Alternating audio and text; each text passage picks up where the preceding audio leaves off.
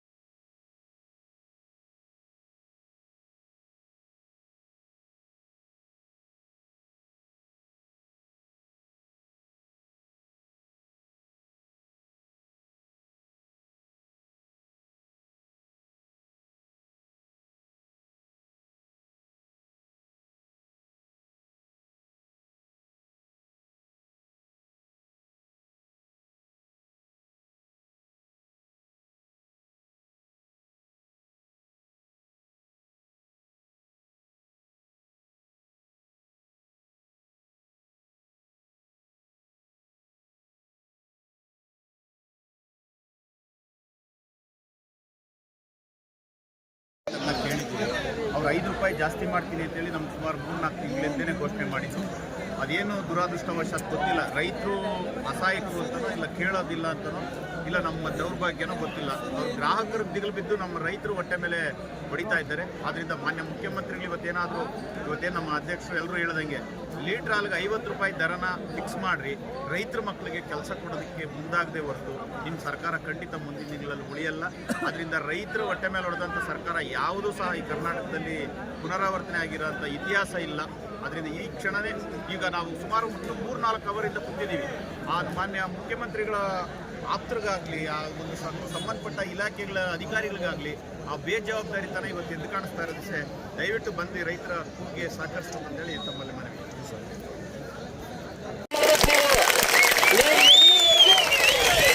ಎಲ್ಲಿವರೆಗೂ ಈ ಭ್ರಷ್ಟ ರಾಜಕಾರಣಿಗಳ ಮಕ್ಕ ಉಗಿಯಲ್ಲ ಅಲ್ಲಿವರೆಗೂ ನಮ್ಗೆ ಇದರಿಂದ ಈ ರೋಡಲ್ಲಿ ಕುತ್ಕೊಳ್ಳೋಂಥ ವ್ಯವಸ್ಥೆ ತಪ್ಪಲ್ಲ. ನಾನು ಅಂಬೇಡ್ಕರ್ ಸಾಹೇಬ್ರಿಂದ ಎಲ್ಲ ರಾಜಕಾರಣಿಗಳನ್ನ ಎಲ್ಲ ಬಂಡವಾಳಶಾಹಿಗಳನ್ನ ಮಟ್ಟ ಹಾಕೋದಕ್ಕೆ ನಾನು ಕಾನೂನನ್ನ ತಂದಿದ್ದೀನಿ ಅಂತ ನಮ್ಮೆಲ್ಲರ ಬಾಬಾ ಸಾಹೇಬ್ ಅಂಬೇಡ್ಕರ್ ಹೇಳಿದಾಗ ಅಲ್ಲೊಬ್ರು ಯಾರು ಹೇಳೋದು ಏನಿವತ್ತು ಈ ರಾಜ್ಯ ಸರ್ಕಾರದಲ್ಲಿ ನಿಮ್ಮನ್ನೆಲ್ಲ ಆಳ್ತಾ ಇರ್ತಕ್ಕಂಥವ್ರು ಬಂಡವಾಳಶಾಹಿಗಳವರಲ್ಲ, ಅವ್ರೇನಂತೆ ಎಲ್ಲರೂ ನಾನು ಪರ್ಚೇಸ್ ಮಾಡಿದ್ದೀನಿ, ನೀವ್ ಮಾಡಿರ್ತಕ್ಕಂಥ ಕಾನೂನನ್ನ ನನ್ನ ಬೂಟ್ ಕೆಳಗೆ ತುಳಿದಿದ್ದೀನಿ ಅಂತ ಹೇಳಿರಂತೆ. ಅವಾಗ ಮಾನ್ಯ ಬಾಬಾ ಸಾಹೇಬ್ ಅಂಬೇಡ್ಕರ್ ಬೇಜಾರು ಮಾಡ್ಕೊಂಡಿಲ್ಲ, ಸ್ವಲ್ಪ ನಗರ್ಬಿಟ್ಟು ಅದಕ್ಕೆ ಹೇಳಿದ್ದೀನಿ, ರಾಜ ರಾಣಿ ಹೊಟ್ಟೆ ಒಳಗಡೆ ಒಳ್ಳೆ ಮನುಷ್ಯ ಹೆಂಗ್ಬಿಡ್ತಾನೆ ಹಂಗ ಒಳ್ಳೆ ರಾಜಕಾರಣಿ ಹುಟ್ಟಕ್ಕೆ ಮತದಾನ ಅಂತೇಳಿ ಅಭ್ಯರ್ಥಿ ಪೆಟ್ಟಿಗೆಯಿಂದ ಹುಟ್ಟುತ್ತಾನೆ ಅಂತೇಳಿ ಮಾನ್ಯ ಬಾಬಾ ಸಾಹೇಬ್ ಅಂಬೇಡ್ಕರ್ ಹೇಳಿರಂತೆ.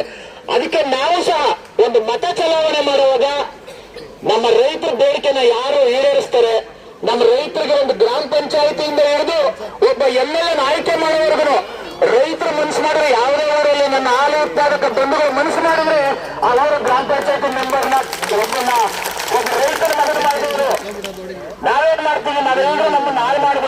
ಅವ್ರು ಯಾವ ಜಾತಿ ಇವ್ರು ಈ ಜಾತಿರು ಯಡಿಯೂರಪ್ಪ ಬಂದ ಲಿಂಗಾಯತ ನೋಡ್ರು ಕುರುಬರ ಸಿದ್ದರಾಮಯ್ಯ ಬಂದ ಕುಮಾರಸ್ವಾಮಿ ಒಕ್ಕಲಿಗರ ನೋಡ್ರು ಅಂತೇಳಿ ನಮ್ಮನ್ನ ಜಾತಿಯಲ್ಲಿ ಒಳಗೆ ನಮ್ಮನ್ನ ಸರ್ವನಾಶ ಮಾಡಿ ಇವ್ರು ಎಲ್ಲರ ಮೇಲೆ ರಾತ್ರಿ ಆದ್ಮೇಲೆ ಎಲ್ಲ ಒಂದೇ ಟೇಬಲ್ ಕುತ್ಕೊಂಡು ಕುಡಿಯೋಂಥವ್ರು ಇವ್ರು ಕಲ್ಲು. ಆದ್ರಿಂದ ನಮ್ಗೆಲ್ಲರೂ ಒಂದೇ ಜಾತಿ, ನಾವೆಲ್ಲರೂ ಹಾಲಾಕೋರ್ ಜಾತಿ. ಹಾಯ್, ಹಲೋ, ನಮಸ್ತೆ. ನಾನು ನಿಮ್ಮ ಪ್ರೀತಿಯ ಕೆಂಪೇಗೌಡ.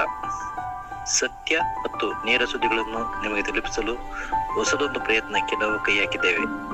ಅದುವೇ ಸತ್ಯದ ನಡು ಡಮರಗ ಯೂಟ್ಯೂಬ್ ಚಾನಲ್. ದಯವಿಟ್ಟು ನಮ್ಮನ್ನ ಬೆಂಬಲಿಸಿ ಅಂತ ಕೇಳ್ಕೊಳ್ತೀವಿ.